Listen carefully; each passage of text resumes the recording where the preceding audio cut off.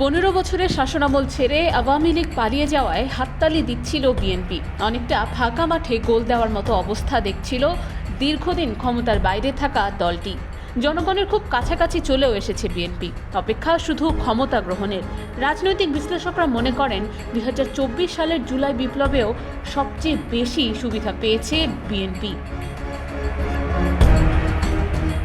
August পরবর্তী সময় BNP এবং জামাতকে সবচেয়ে বড় রাজনৈতিক শক্তি মনে হচ্ছিল। তবে বৈষম্য বিরোধী ছাত্র আন্দোলন এবং জাতীয় নাগরিক কমিটি নতুন করে তাদের শক্তি জানান দিচ্ছে। এই সংগঠন দুটি তরুণ নেতারা মনে করেন দেশের বড় রাজনৈতিক দলগুলো জনগণের আশা প্রত্যাশাকে বাস্তবায়ন করতে ব্যর্থ হচ্ছে। জাতীয় নাগরিক কমিটির ঘোষণা অনুযায়ী এই মাসেই নতুন রাজনৈতিক দলের ঘোষণা আসছে তাদের পক্ষ থেকে। এখন দেখার বিষয় তারা বিএনপিকে কতটুকু চ্যালেঞ্জের মুখোমুখি করতে পারে। এই মুহূর্তে বিএনপি একদিকে রয়েছে জামাত, অন্যদিকে জাতীয় নাগরিক কমিটির নতুন দল।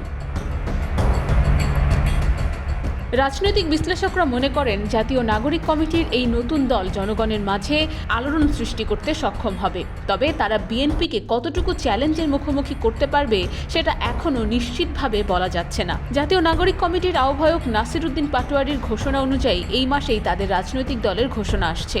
তবে বাংলাদেশের রাজনৈতিক প্রেক্ষাপটে এই মুহূর্তে বিএনপির থেকে শক্তিশালী কোনো দলের উপস্থিতি নেই, এটাও স্পষ্ট, যা অস্বীকার করার কোনো উপায় নেই।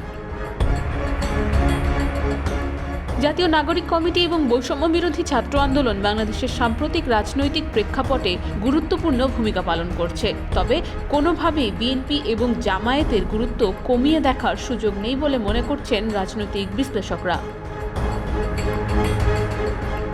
IBTV USA, new York.